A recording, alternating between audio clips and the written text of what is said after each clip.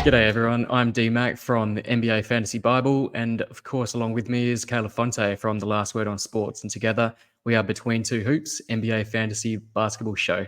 Kayla, how are you? I'm doing well. How are you? Yeah, doing really well. It's been a massive week in the NBA once again. Let's get into our Week 5 review and Week 6 preview. Let's do it. All right. Week 5 review, guys. Of course, we start with the hot performers, and let's go with KD. What a big week it's been for Kevin Durant. Without Bradley Beal, he's put up some huge performances this week. Yes, he did sit out one game earlier this week, or actually later in the week, but the 3 games that he appeared in this week, he was absolutely monstrous. What can you say about KD? Overall, he was just phenomenal. Like you said, he has that injury that he's dealing with, but especially offensively in the games that he's played, he's been amazing. He's a great source of pretty much all of the offensive stats and even defense too. He really does it all.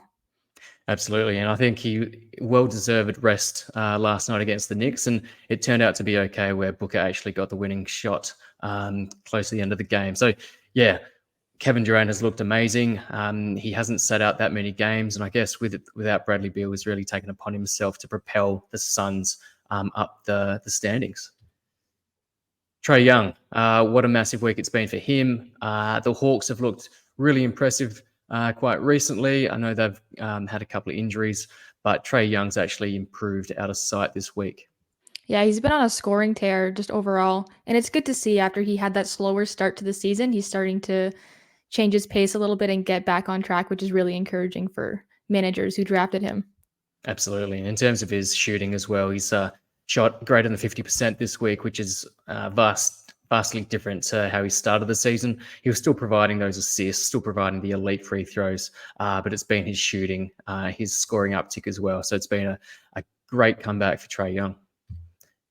Joel Embiid, what can we say? Perennially a top 2, top 3 type of player, but he's had another tremendous week. But this week, not only has he brought the scoring, but he's brought the assists and the playmaking, which has been a nice surprise. I guess without James Harden on that team, not everything is on Tyrese Maxey and DeAnthony Melton, and Joel Embiid's actually developed quite a nice playmaking ability on this team. Yep, overall, he just had 2 amazing games last week. He scored over 30 points in both of those outings, and he tallied almost 10 blocks too, which is just insane. Yeah, the defensive stats are insane from him. It's not just the blocks, but even the steals as well. So huge week for Joel Embiid. Now, speaking of blocks, Brook Lopez. So of course we know him as perennially a tremendous blocker, but he's been more than that this week. And he had a rough start to the season, I guess. New coach, new players with Dame on the team as well, just trying to get around the system. But Brook Lopez has been awesome this week. He's not only brought back the points that we sort of knew of him back in the day in Brooklyn, but not just the blocks, but also the steals as well. Just a tremendously all-round great week for Brook Lopez.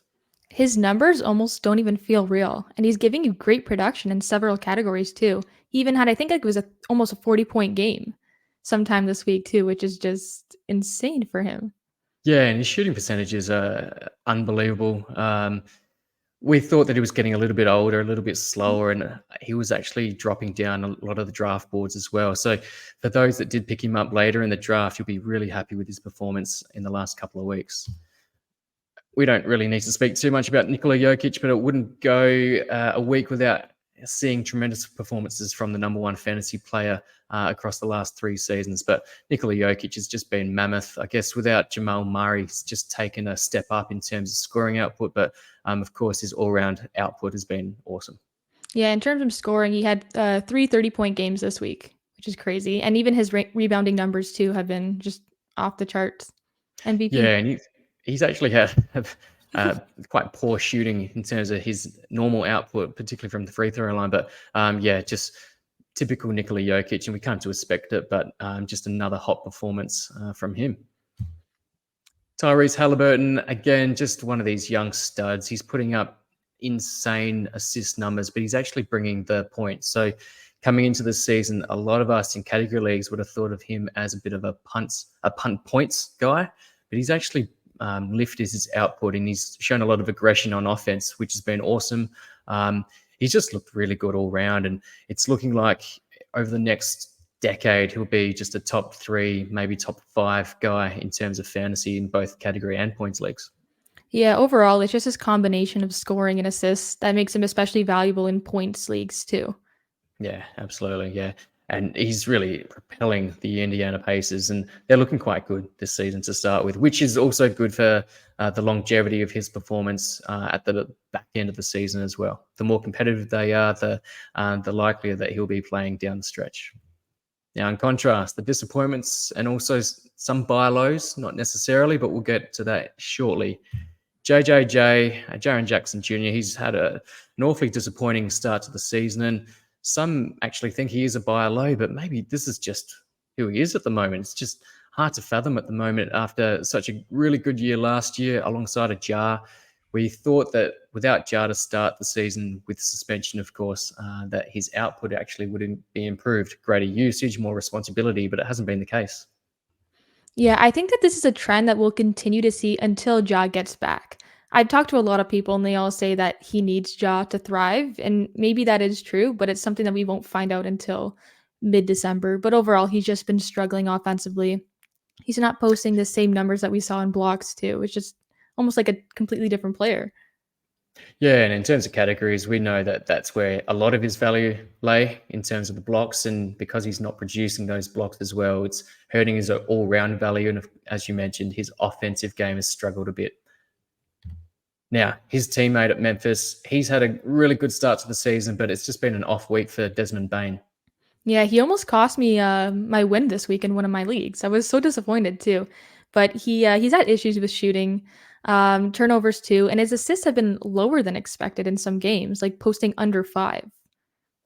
Yeah, which is a bit of a surprise. Without Marcus Smart alongside of him, you would have thought that some of those assists would have been boosted. But yeah, it's really been his field goal percentage that's suffered this week, which has hurt his overall value. But I expect a bounce back for him in the next couple of weeks. Speaking of disappointments, disappointments on 2 fronts for Josh Giddey, not just his fantasy output, but of course the allegations that are still to play out at the moment. And it's disappointing, not just as an Australian basketball fan, but just as a fan of his overall. I think, yeah, he was meant to be our guy, good Aussie guy, but let's see where these allegations go in terms of his playing time and what it means for the Thunder as well moving forward.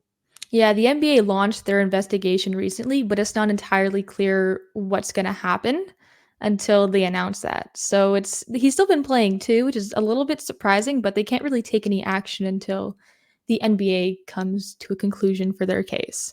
But even fantasy wise too, his efficiency, his numbers are down. Not good. Yeah, it's been disappointing all around for Josh Giddey, and this is just, I guess, the icing on the cake. But yeah, it's been really, really disappointing to hear that news this week. And yeah, if true, it's really poor form, and probably one of those. Actually, had a tweet from someone this week. We compared Miles Bridges, calling him, a terrible human being, great basketballer, but I guess Josh Giddey could be put in a similar category as well. So let's see how it plays out as well. They'll do their investigations, and let's watch this space. Jimmy Butler. Yeah, disappointing week for him. I guess it's coming down to his shooting efficiency, but just overall, his output's actually been diminished this week. Yeah, he's just not the player that many were expecting heading into this season, especially that magical run that they had in last playoffs. But overall, very poor numbers. He'll give you some good games here and there, but it's not the consistency that we were hoping for. Yeah, and with Tyler Hero out, we would have thought he would have stepped up, but it's actually been Bam who has stepped up in Tyler Hero's absence. But we know that Jimmy Butler's an elite player, so he'll be fine. It's just been one of those weeks for him, but yeah, he'll be fine moving forward. Drew Holiday, he missed the last game with injury, but yeah, just this season, I know he's taken a bit of a reduction in usage and playmaking ability at the Celtics, but yeah, just another disappointing week for Drew. Yeah, he's been posting like pretty low numbers, even for someone like him and his role on the Celtics. There was even one game where he had 7 turnovers too, so that's something that he's been struggling with a lot lately. Yeah, and it's very unlike him to not be so careful with the ball. His defensive stats have sort of dropped off as well, which he's been renowned for. But he should be okay moving forward. Now that Also, KP could be out for 1 to 2 weeks. Maybe there's a little bit more usage for him moving forward. Julius Randle, I think he's been on this list before, but in terms of points leagues and category leagues, very disappointing to start the season, and yet another disappointing week for Julius Randle. Yeah, I was comparing his production this week to last week for points leagues, and it definitely dropped off. That's not to say that he was doing well before this week, but it's been especially bad this week. Yeah, and I saw some footage not long before we started filming this, and it was use of Nurkic as well, just completely sagged off him, just paid no respect to his shot. And it was a mid-ranger as well, and just I don't think people respect him, and that's for good reason. He's shooting terribly at the moment. Yep. So that was some disappointment, some potential buy lows as well. But going into week 6, we've got your ads covered. Now, with Jalen Johnson going out, it's probably looking like a 4 to 6 week injury as well. That means some guys at the Hawks will step up. Bogdan Bogdanovic is the first. He should already be rostered, but if he's not, just make sure he is, because he'll definitely thrive with a little bit of extra usage as well. But he's already owned in 75% of leagues, but just make sure that he is rostered in your league, and if not, go and pick him up. In a similar vein, go on. Sorry to interrupt you there, but he's even been playing well before Jalen Johnson got injured, so his usage should only increase a little bit as well. Absolutely, yeah. He's been probably close to a top 60 category league player so far this season, so he should have already been owned, but yeah, just make sure he is. Similar vein, Sadiq Bey and DeAndre Hunter. So they're two that should thrive whilst Jalen Johnson is sidelined. And for me, Sadiq Bey is the preferred option, but yesterday was actually DeAndre Hunter that got the better of the game. But I still prefer Sadiq Bey moving forward. Yeah, I think as long as Johnson is sidelined, either of these two options here would be a good pickup. The only thing is once he returns, that value is going to decrease a lot. Absolutely. Yeah, we saw that DeAndre Hunter and Sadiq Bey, for that matter, were barely rosterable in standard leagues, whilst JJ was doing his thing. Now, the Clippers have a 4-game week this week, and there is also a back-to-back midweek as well. So there is a potential that one of Paul George or Kawhi could sit. Then again, we did see back-to-back last week, and neither of them sat. Having said that, Norman Powell is getting a really good run at the moment. So he's finishing games, he's getting pretty good minutes. His efficiency is looking nice. So if you need a bit of a boost with scoring, some threes, some sneaky steals as well, Norman Powell could be the one for you. Yeah, overall, he has been playing off the bench, but he's been doing pretty well, even in that role too. And like you said, his main value, it's going to come from points, threes, but he can also give you some assists and steals too. But it fluctuates a little bit in those last two categories. Yeah, it does help that it is a 4-game week for the Clippers. Cole Anthony, he's been on heater the last couple of games. So, of course, Michael Fultz is still out. Jalen Suggs has been a little bit quieter in the last couple of games, but Cole Anthony's been shooting the lights out. So I think he's worthy of a roster spot at this stage. He comes on and off of rosters in a lot of standard leagues, but I think for this week, he should be rostered. Yeah, I feel like he's always being picked up and dropped every other day, it feels like. But he exploded last night, 30 points, 7 assists and rebounds, I believe. Overall, he's stepping it up in a variety of categories, and hopefully that's a trend that will continue. Yeah, he was a top 50 guy in the last week in category league, so I think he's definitely worth rostering whilst he's hot. Jaime Hackers, so yeah, he's doing really well for the Heat. So Tyler Hero has been out, as we know. Kyle Lowry has sat a couple as well due to rest, just being old. Duncan Robinson missed the last game as well with injury, and Hackers has looked really good, really impressive, nice all-round game. Yeah, and I know we talked about this last week too. He was a little inconsistent and he was dropped in a lot of leagues, but he's one of the more reliable options, I think, going forward, as long as Tyler Hero is sidelined. Yeah, I agree with that. Dyson Daniels, so he was a hot pickup in the last week or so. Obviously, CJ McCollum being out. So Dyson Daniels has looked really good defensively. He's played a bit of the point guard role as well. CJ McCollum probably will return in the next 1 to 2 weeks. So that will reduce Dyson Daniels' output. But for the time being, I think he should be rostered. Yeah, as long as he's in that starting role, his usage, his production is going to increase too. And his stats aren't eye-popping, but he contributes to several categories, which is pretty significant too. Yeah, absolutely. Yeah, he's just across the board sort of perfect for category leagues.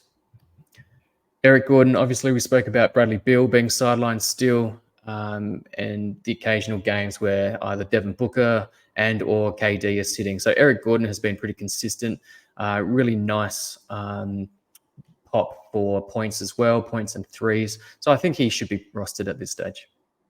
Yeah, he's been playing pretty well recently, and with Beal being out, I think at least 4 weeks, I want to say. I can't remember exactly, but this is something that we'll continue to see throughout the month. Yeah, I think Bradley Beal will be evaluated or reevaluated in about 2.5 to 3 weeks from now. So, yeah, there's still some value to be had there by Eric Gordon. Yeah, got to roster him at this stage. Kobe White, similar to Cole Anthony, but he can be quite up and down, particularly with the shooting. But he's been also on a heater, similar to Cole Anthony. Again, close to a top 50 category league player in the last week. So also there's a little bit of uncertainty at the Bulls. They're struggling a lot. Levine has looked shaky. DeRozan has looked shaky as well. Kobe White is probably better than a stash at this stage. I think he should just be rostered. Yeah, I picked him up last night, and he actually helped me win my league too. With all the injuries I have on my team, I think I'll be holding him for a little bit longer. And he's been extending that hot streak too, especially from 3-point range, which has been amazing. Yeah, he does contribute across several categories. So, yeah, with that uncertainty, I think he should be owned at this stage. Now, someone who's trending up in category leagues, he has been quite difficult to roster over time, but he is definitely trending up, and his shooting efficiency is much improved in the last week or so. But this is Jaden Ivy of the Pistons.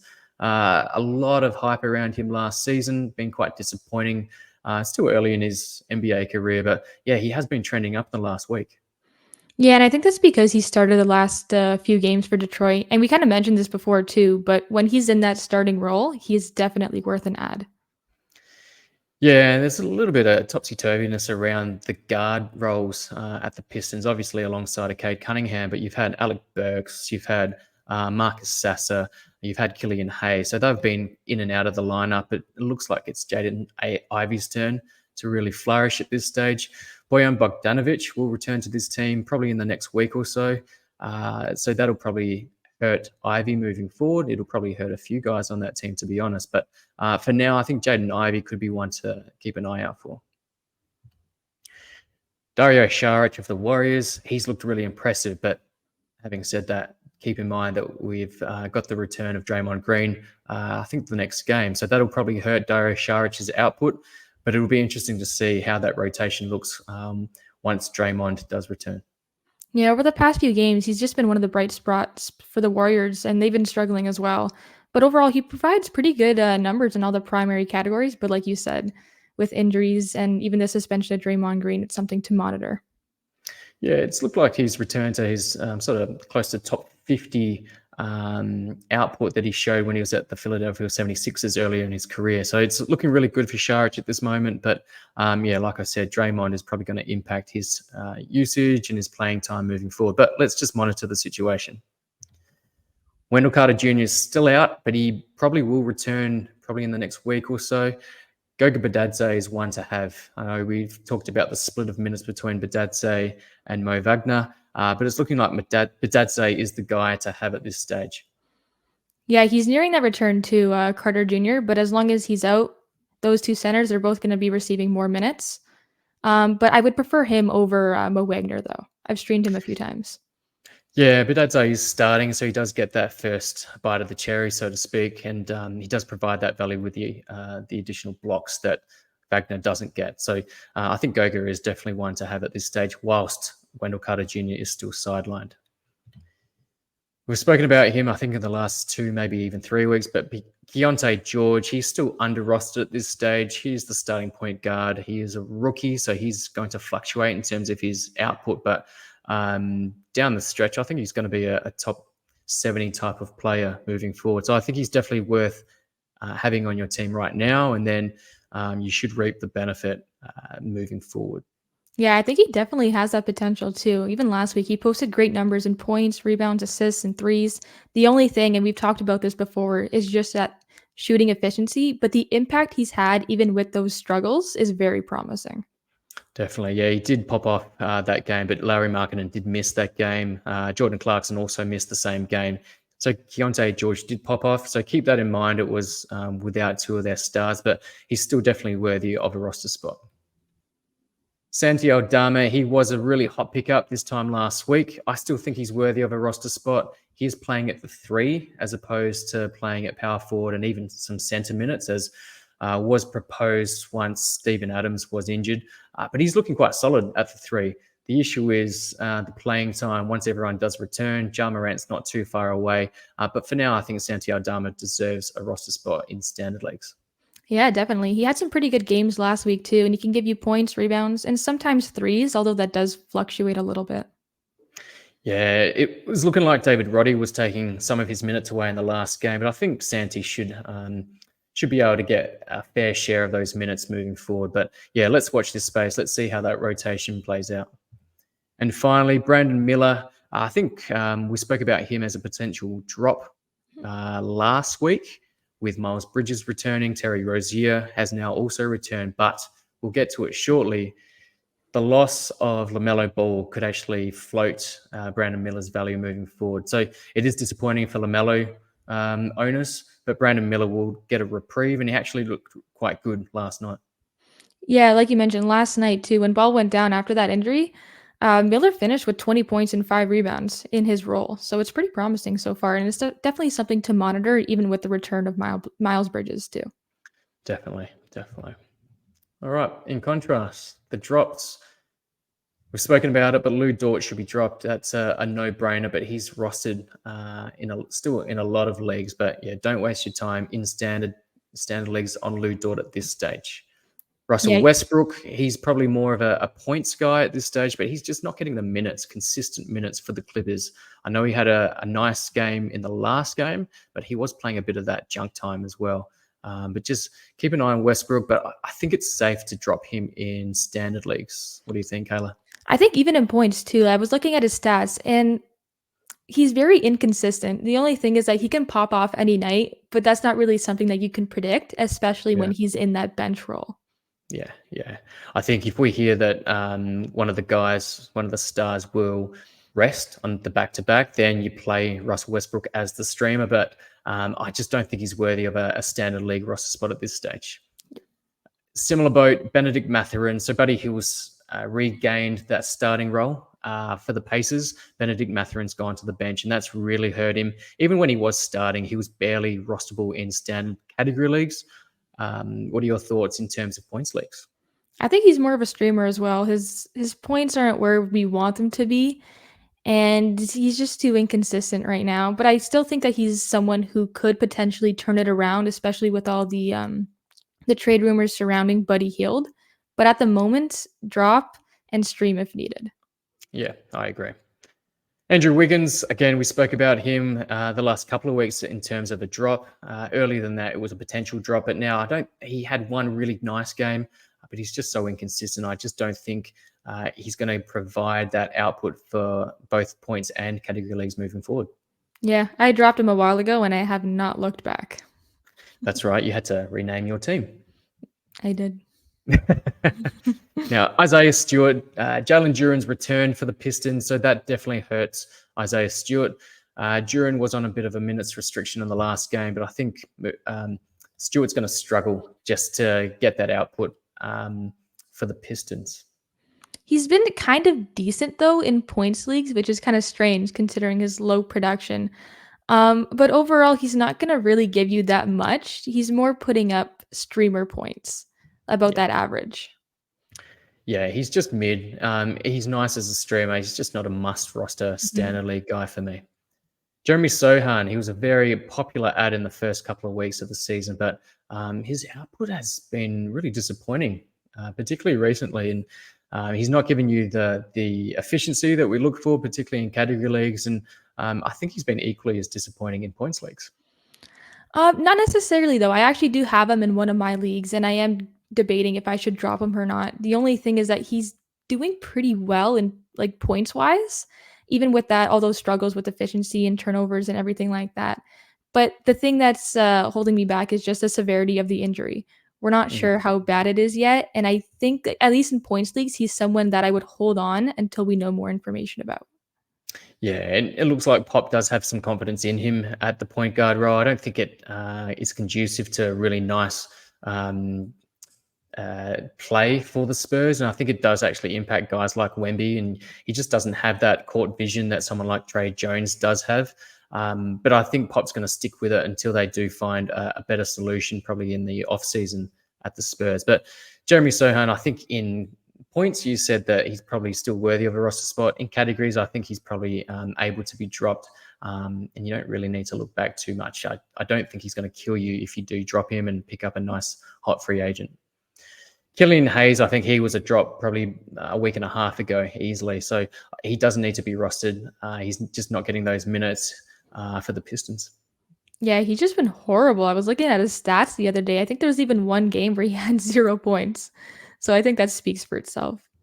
Yeah, he's fallen off a cliff lately. It's Mhm. interesting what the Pistons guards are doing at the moment. It was looking like Marcus Sasser was going to have nice rotation minutes moving forward, but it doesn't appear that way anymore. And how things change very, very quickly. Skylar Mays, speaking of changing very quickly, he was a guy that we picked up last week for good reason. There were quite a lot of injuries. Scoot was out. Obviously, Simons is still out, and so he'll still be out for a while. Brogdon has just returned as well. So with the return of Brogdon and also Scoot, Skylar Mays can be dropped as well. So he's just not going to get those rotation minutes. Yeah, we enjoyed that run while it lasted, but now that he's back to the bench, just drop. Yeah, drop and don't look back. Jonathan Isaac, we're all very tempted. We know what he was able to produce back in his heyday, and he was a bit of a fantasy darling, but he's just not going to get those minutes. He's tempting. He's always tempting, and you know what he can provide, but I just don't think he's going to play enough for us to have him on standard leagues. Yeah, same with points, and the injuries are already starting too. He just doesn't have a big enough impact yet, and I don't think that's going to change as the season progresses. Yeah, and when you have guys like Paolo Banchero and Franz Wagner in front of him, I don't think too much is changing. Plus Wendell Carter Jr. to come back, so there's even less minutes to share around. So yeah, easy drop for Jonathan Isaac, in my opinion. Now, these are some potential drops. You spoke about Marcus Smart last week. Do you still hold the same thoughts around dropping him? Yeah, same thoughts exactly. By the time he returns, Ja will be back, and that's still going to hurt his usage significantly. Then again, it does depend on how the whole roster plays out. He's someone that could be more valuable as a streamer, but I still think that he's worth a drop. Yeah, he may actually have better value in category leagues because we know that he'll provide those steals. He can provide some threes as well. So even if he does end up coming off the bench, which is not assured, but if he does, I still think there could be some late back end value for Marcus Smart. But let's watch and see how that plays out once Ja does return from suspension and Marcus Smart does return from injury. Bilal Coulibaly, I've talked him up as an ad. And so he's not definitely a drop, but he is disappointing in terms of his current output. He's getting a lot of minutes, which is very promising. But in the last week, their starters have actually been playing a little bit better. So Jordan Poole, my guy Jordan Poole, he's playing a little bit better. Tyus Jones is still getting the minutes. His output's still not fantastic, but Bilal Coulibaly has just been a little bit disappointing with the amount of opportunities that he is getting. So I'm not saying he's a definite drop, but it's just something to monitor moving forward. He's got the game today, so let's see how he goes there. But even the defensive stats have sort of dried up in the last couple, but let's see how that plays out. A lot of upside with him. He is a rookie. We know about his defensive pedigree. So I'm not saying drop him, but it's something to monitor. Yeah, definitely. His minutes have been pretty consistent, but his performances have fluctuated, and that's the problem. Yeah. Let's watch this space. PJ Washington, we spoke about him. He can be a back-end guy. So again, he's not a definite drop, but he's someone that I probably wouldn't lose sleep over if I did drop him. And I actually dropped him in one of my leagues. I so happen to have Miles Bridges in the same league. So that filled me with confidence as well. So PJ Washington could provide some value. I don't know if he's going to get any extra usage now that LaMelo Ball could be out for at least a couple of weeks. But I think with Miles Bridges now in front of him and starting in front of him, I think PJ Washington can be dropped and doesn't necessarily need to be rostered in a 12-teamer. Yeah, I think in the long term, he's more worth the drop because we do know that now Miles Bridges is replacing him in the starting lineup and he's going to come off the bench. The only time he'll be more valuable as a streamer is when he's back in that starting role. But he could provide you with some good games off the bench as he has done in the past. Yeah, and he is so hot and cold. Even when he was starting, he was very hot and cold. He was just hovering around that top 100 mark in terms of category leagues. He provides some blocks, some good points on occasion, but yeah, those shooting efficiencies and shooting percentages were quite iffy at times. So I think now that his role has been diminished with Miles Bridges back in that squad, I think we can drop him with confidence moving forward. Karis LeVert, this is a little bit controversial. So again, not necessarily a drop, but he's been relatively quiet in the last couple. Came back from injury, but now that the guards are back, so Donovan Mitchell's back, Darius Garland's back. I think Karis LeVert's going to have a lot of a reduction in terms of his output. Again, not necessarily a drop at this stage, but something to keep an eye on. I actually agree with that as well, even in points leagues too. I was looking at his stats and he's giving you more streamer numbers in terms of production. But when he is in that starting role or he sees that increased usage, he is pretty valuable. Yeah, absolutely. And if one of Donovan Mitchell or Darius Garland do sit, I think he's the obvious choice in terms of the streamer. We've seen a little bit from Craig Porter Jr. as well, and he's looked really impressive. But Karis LeVert is the guy to stream in if one of those two stars at the guard position do sit. Now, another one in a similar boat is Kevin Huerter. So he was on a bit of a hot streak, but in the last few games, he's come back to that sort of mid-20s in terms of minutes, and his output has suffered. Yeah, overall, I just see him more of a streamer option, even in points leagues. Yeah. Yeah. All right, we're not going to go through all of the injuries because, as we know, there's been a whole heap, some fresh injuries as well. So I'll just highlight a couple. So we spoke about LaMelo Ball. So at this stage, we don't know the full diagnosis, but we're looking like with an ankle, they call it an ankle strain, but I'm thinking it could be an ankle sprain, 1 to 2 weeks. Jalen Johnson, we spoke about, it's been reported that he'll miss around 4 weeks, possibly 4 to 6 weeks, I'm thinking. So that's disappointing. But if you have that IR slot, slot him in there. Don't drop him if you can. And even if you don't have that IR slot, which I'm in that boat at the moment, I'm going to play and just keep him on the roster. I think he was providing top 50 value in terms of category leagues, and that's quite difficult to find at times. So 4 to 6 weeks, it's not the end of the world. It is lengthy, but I think you can manage if you just have that single injury on your squad. Now, the interesting one, Luka Doncic, and I posted this on Twitter. It's a little bit interesting what he said in the press conference after the game. He played out the game, but he did get some x-rays, and I didn't quite understand if he said that initially it looked like a fracture in his hand, or if he was just searching for a second opinion. And it's a little bit up in the air at this stage. So hopefully we work out what's going on with him moving forward. If he does miss, I think Josh Green is probably the obvious pickup, but I think Jaden Hardy would be the better guy in terms of usage, and he could fit along nicely alongside of Kyrie Irving. But let's wait and see in terms of Luka Doncic's prognosis. Other notable ones, I think Kristaps Porzingis, he's going to miss 1 to 2 weeks with a calf injury. Boston only have 2 games this week and then 2 games next week. So it's not a bad time for him to actually miss. So streamers, and I think the obvious one is old man Al Horford. So he would be okay in terms of a roto play, but in terms of head-to-head, that's tough to only have 2 games this week and 2 games next week. So he's probably not a must roster in terms of Al Horford on your team. But yeah, Kristaps Porzingis, we know that he is renowned to be injury prone over the years. Really solid last year in terms of staying healthy. So let's hope it's just short term at this stage. CJ McCollum, we spoke about him earlier. I'm hoping that he does return in the next week or so, and it's looking likely that he will return very soon, which is really fantastic news. Same goes for Kelly Oubre. So he had that car accident where he was hit.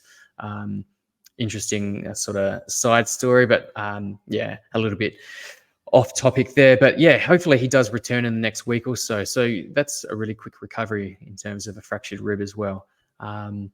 And Bradley Beal, yeah, it's just one of those things. I think we mentioned he'll be reevaluated in about 2 to 3 weeks. I just don't think he will return in that same time frame. It has been really disappointing. He's barely played this season. He probably has played, one, maybe 2 games this season. So extremely disappointing for those people that did draft him in the mid rounds. Yep, that's one reason I always avoid him. It's just that injury every year. Yeah. All right, moving forward, week 6 schedule. So of note, there are 2 teams that only play 2 games, and we mentioned Boston being one of those teams, and the Spurs being the other team. So obviously, those that have Wemby, Sohan, Devin Vassell, Keldon Johnson, they're going to be impacted. It's quite a disadvantage, but a huge advantage for those teams, and only 6 teams that have 4 games this week. And again, of course, those going up against Nikola Jokic. Again, RIP. So good luck, because Denver have 4 games this week. Any highlights or lowlights in that schedule? I think for highlights, a lot of the ads that we talked about are on teams who are playing 4 games this week. So definitely monitor those situations for sure. Yeah, and we spoke about the Clippers as well. So Norman Powell. So keep an eye out for anyone that does rest on those that midweek back-to-back as well. But at this stage, it's looking like Kawhi and PG are playing those back-to-backs, which is awesome. All right, Kayla. That is a wrap. That is a wrap. Any final words? Just best of luck this week. It's week 6 already, which is insane. Yeah, and things have settled down quite nicely. The injuries, obviously, we just have to manage those. There's some guys returning, which is great, but then it just seems like it's a ever-revolving door of just injury. So all the best for the guys, all the best for everyone that is struggling with injuries. But thank you very much. Obviously, catch us on Twitter. So Twitter handle at NBA Fantasy Bible, that you'll find myself. And of course, at Kayla_Fonte to see Kayla. So hit us up. Thank you very much, guys. Thank you for Kayla. watching. We'll see you next time. Good luck. Bye.